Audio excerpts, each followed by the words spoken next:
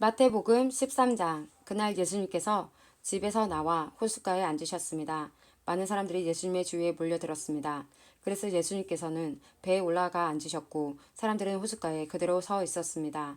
예수님께서 사람들에게 많은 것을 비유로 말씀하셨습니다. 농부가 씨를 뿌리러 나가 씨를 뿌리는데 어떤 씨는 길가에 떨어졌다. 그러자 새들이 날아와 씨를 모두 먹어버렸다. 어떤 씨는 흙이 별로 없고 돌이 많은 곳에 떨어졌다. 곧 싹이 났지만 흙이 깊지 않아서 해가 뜨자 시들어버렸고 뿌리가 없어서 곧 말라버렸다. 어떤 씨는 가시덤불에 떨어졌다. 가시덤불이 자라서 그 씨를 자라지 못하게 하였다. 어떤 씨는 좋은 땅에 떨어졌다.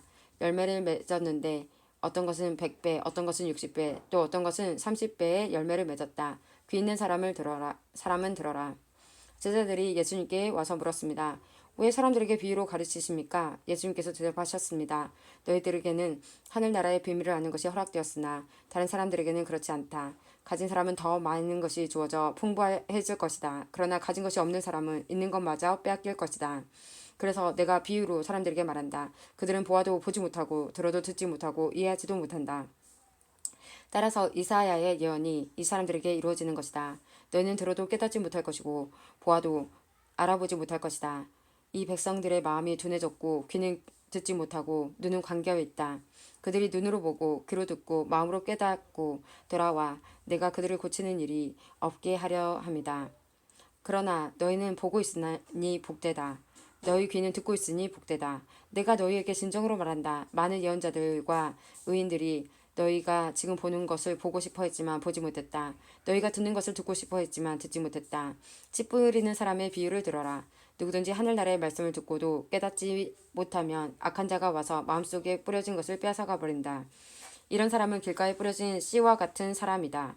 돌무더기에 뿌려진 씨와 같은 사람은 말씀을 들을 때 기쁘게 얼른 받아들이는 사람이다. 그러나 뿌리가 없어 오래가지 못한다. 말씀 때문에 어려움이 생기고 박해를 당하면 곧 넘어진다. 가시덤불에 떨어진 씨와 같은 사람은 말씀은 들으나 세상 염려와 재물의 유혹이 말씀을 가로막아 결국 열매를 맺지 못한다. 좋은 땅에 떨어진 씨와 같은 사람은 말씀을 듣고 깨닫는 사람이다. 이런 사람은 열매를 맺는데 어떤 사람은 100배, 어떤 사람은 60배, 어떤 사람은 30배의 열매를 맺는다.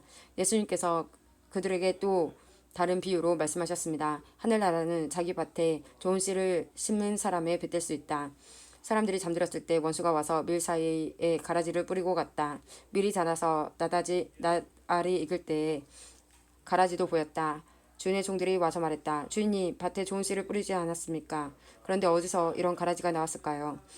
주인이 대답했다. 원수가 그랬구나. 종들이 주인에게 물었다. 저희가 가서 가라지를 다 뽑아버릴까요?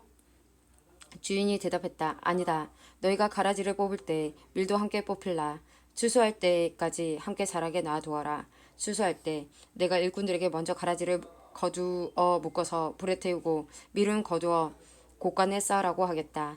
예수님께서 또 다른 비유를 그들에게 말씀해 주셨습니다. 하늘나라는 마치 겨자씨와 같다. 어떤 사람이 겨자씨를 가져다가 자기 밭에 심었다.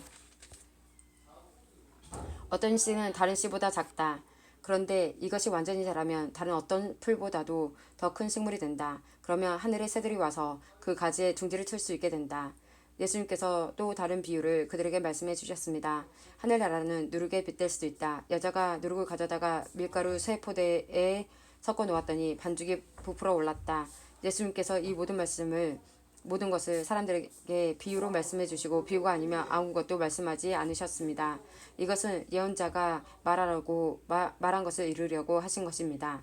내가 입을 열어 비유를 말할 것이다. 이 세상이 세워질 때부터 지금까지 숨겨졌던 것을 말할 것이다. 그때 예수님께서 제자들에게서 떠나 집으로 들어가셨습니다. 제자들이 예수님께 와서 말했습니다. 밭에 난 가라지의 비유에 대해 저희들에게 설명해 주십시오. 예수님께서 대답해 주셨습니다. 밭에 좋은 씨를 뿌리는 이는 인자이다. 그리고 밭은 세상이다. 좋은 씨는 하늘나라의 모든 아들들이다. 가라지는 악한 자들의 아들들이다. 그리고 나쁜 씨를 심는 원수는 마귀이다. 추수 때는 세상의 마지막 날이다. 추수하는 일꾼은 천사들이다. 가라지는 다 뽑혀서 불에 태워지는 것 같이 세상의 마지막 날에도 그렇게 될 것이다. 인자가 천사들을 보낼 것인데 이들은 죄를 짓게 만드는 자들과 불법을 행하는 자들을 모두 하늘나라에서 출현해 불타는 아궁이에 던질 것이다. 사람들이 그곳에서 슬피 울고 고통스럽게 이를 갈 것이다. 그때 의인은 아버지의 나라에서 해처럼 빛날 것이다. 귀 있는 자는 들어라. 하늘나라는 밭에 숨겨진 보물과 같다. 어떤 사람이 그 보물을 발견하고 다시 밭에 숨겼다. 그는 매우 기뻐하며 돌아가서 가진 것을 모두 팔아 그 밭을 샀다. 또한 하늘나라는 진주를 찾는 상인과 같다. 아주 값진 진주를 발견하자 그 사람은 가서 가진 것을 모두 팔아 그 진주를 샀다. 또한 하늘나라는 호수에 던져 온갖 종류의 고기를 잡은 그물과 같다. 그물이 가득 찼을 때 어부들은 바닷가로 그물을 끌어당겼다. 그들은 앉아서 좋은 물고기는 바구니에 담고 나쁜 것들은 던져버렸다. 세상 끝날에도 이렇게 될 것이다. 천사가 와서 의인들 가운데서 악한 사람들을 구별하여 낼 것이다. 천사가 그들을 불타는 아궁이에 던질 것이다. 사람들이 그곳에서 슬피 울고 고통스럽게 이를 갈 것이다. 너희가 이 모든 것을 이해하겠느냐? 제자들이 예라고 대답했습니다. 예수님께서 제자들에게 말씀하셨습니다. 그러므로 하늘나라의 제자가 된 율법학자는 창고에서 새 것과 헌 것을 꺼내오는 집주인과 같다. 예수님께서 이 비유들을 다 말씀하시고 그곳을 떠나셨습니다. 예수님께서 고향에 가셔서 유대인의 회당에서 사람들을 가르치셨습니다. 사람들은 놀라서 말했습니다. 이 사람이 이러한 지혜와 기적을 베푸는 힘을 어디에서 얻었을까? 이 사람은 목수의 아들이 아니냐? 그의 어머니는 마리아이고 동생들은 야고보, 요셉, 시몬 그리고 유다가 아니냐? 그리고 그의 누이들도 우리와 함께 있지 않은가? 그런데 이 사람이 이런 모든 것들을 어디서 터득했을까? 그들은 예수님을 믿으려고 하지 않았습니다. 예수님께서 그들에게 말씀하셨습니다. 예언자는 자기 고향이나 자기 집에서는 존경을 받지 못하나 거기 외에는 어디서나 존경을 받는다. 사람들이 믿지 않았기 때문에 예수님께서는 그곳에서 기적을 많이 베풀지 않으셨습니다. 마태복음 14장. 그때 헤롯 왕이 예수님에 대한 소식을 들었습니다. 헤롯이 신하들에게 말했습니다. 이 사람은 세례자 요한이다. 그가 죽었다가 다시 살아난 것이 틀림없어. 그 사람에게서 기적이 나타나는 것도 바로 이 때문일 거야. 헤롯은 예전에 요한을 체포하여 결박하고 감옥에 가둔 적이 있습니다. 헤롯이 이렇게 한 것은 자기 동생 빌립의 아내였던 헤로디아 때문이었습니다. 요한이 헤롯에게 당신이 헤로디아를 아내로 삼은 것은 잘못이오 라고 말했던 것입니다. 헤롯은 요한을 죽이려고 했지만 사람들이 두려웠습니다. 이는 사람들이 요한을 예언자라고 생각하고 있었기 때문입니다. 그런데 헤롯의 생일에 헤로디아의 딸이 손님들 앞에서 춤을 추었습니다. 헤롯은 매우 기분이 좋았습니다. 그래서 헤롯의 딸이 요청하는 것은 무엇이든지 주겠다고 맹세하였습니다. 어머니로부터 지시를 받은 딸은 헤롯에게 말했습니다. 쟁반 위에 세례자 요한의 머리를 담아주세요. 왕은 망설였지만 자기가 한 맹세 때문에 그리고 함께 식사하던 손님들 때문에 요한의 머리를 주라고 명령을 내렸습니다. 그는 사람을 보내어 감옥 안에 있는 요한의 머리를 베게 하였습니다. 요한의 머리가 쟁반에 담겨서 왕에게 왔고 왕은 그것을 소녀에게 주었습니다. 소녀는 그것을 자기의 어머니에게 가져다 주었습니다. 요한의 제자들이 와서 시체를 거두어 장사를 지냈습니다. 그들은 예수님께 와서 이 소식을 전했습니다. 예수님께서 이 소식을 들으시고 그곳을 떠나 배를 타고 혼자 조용한 곳으로 가셨습니다. 그러나 여러 마을에서 사람들이 이 사실을 전해 듣고 걸어서 예수님을 따라왔습니다. 예수님께서 배에서 내려 많은 사람들이 모여 있는 것을 보셨습니다. 예수님께서는 그들을 불쌍히 여기시고 병든 사람들을 고쳐주셨습니다. 저녁이 되자 제자들이 예수님께 말했습니다. 이곳은 외딴 곳이고 시간도 너무 늦었습니다. 사람들을 이제 보내어 마을에 가서 먹을 것을 각자 사도록 하는 것이 좋겠습니다. 예수님께서 제자들에게 대답하셨습니다. 갈 필요가 없다. 너희가 그들에게 먹을 것을 주어라. 제자들이 대답했습니다. 우리가 가진 것이라고는 빵 5개와 생선 2마리 뿐입니다. 예수님께서 말씀하셨습니다. 그것들을 내게 가져오너라. 사람들이 풀밭에 앉게 하신 후 예수님께서는 빵 5개와 생선 2마리를 손에 들고 하늘을 바라보며 감사기도를 드리셨습니다. 그 다음에 제자들에게 그것을 떼어주셨고 제자들은 그것을 사람들에게 나누어 주었습니다. 모든 사람이 먹고 배불렀습니다. 먹고 남은 조각들을 거두었더니 12바구니에 가득 찼습니다. 먹은 사람은 약 5,000명이나 되었는데 이는 여자와 어린이가 포함되지 않은 숫자입니다. 그 즉시 예수님께서는 제자들을 배에 타게 하시고 호수 건너편으로 먼저 가 있으라고 하셨습니다. 그 동안에 예수님께서는 사람들을 되돌려 보내셨습니다. 사람들을 보내신 후 예수님께서는 기도하러 홀로 산 위에 올라가셨습니다. 그리고 저녁 때까지 그곳에 혼자 계셨습니다. 배는 이미 육지에서 멀리 떨어져 있을 때였습니다. 제자들은 큰 파도와 거친 바람으로 어려움을 겪게 되었습니다. 새벽 3시에서 6시 사이에 예수님께서 호수 위를 걸어서 제자들에게 오셨습니다.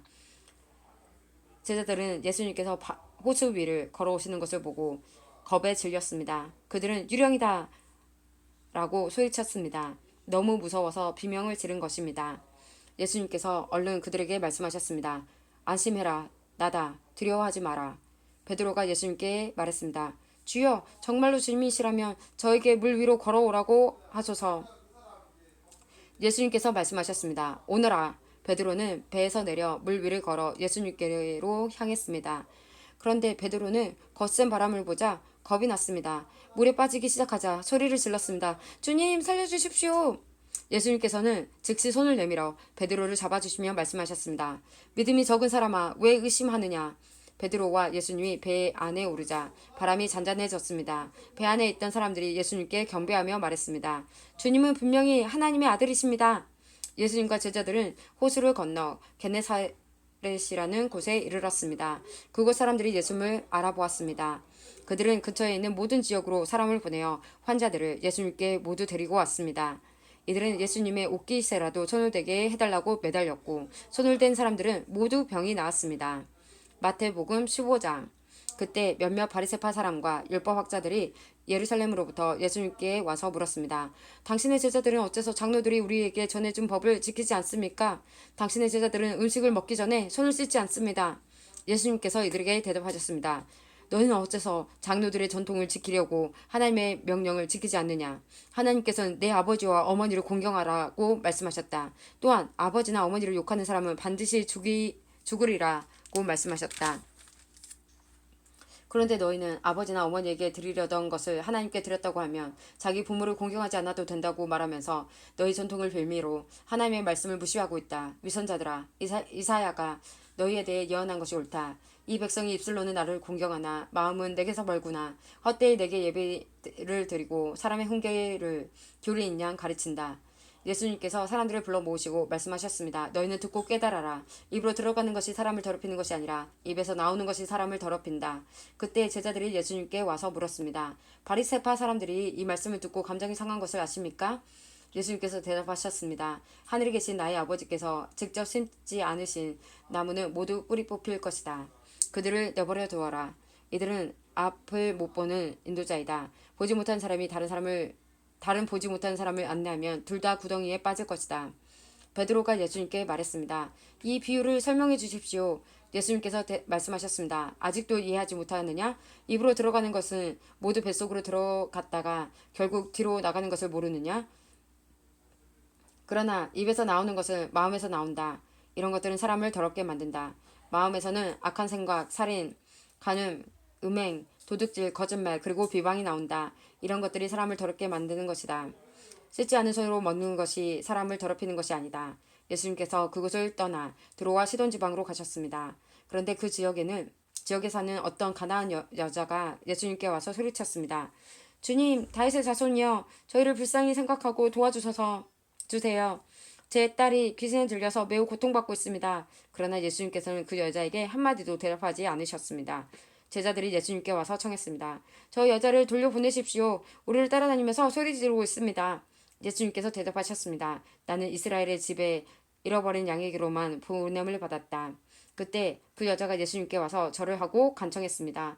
주님, 도와주십시오. 예수님께서 대답하셨습니다. 자기 자식에게 빵을 집어서 개에게 던져주는 것은 옳지 않다. 그 여자가 대답했습니다. 그렇습니다, 주님. 그러나 기라도 주인의 식탁에서 떨어진 음식 부스러기는 먹습니다.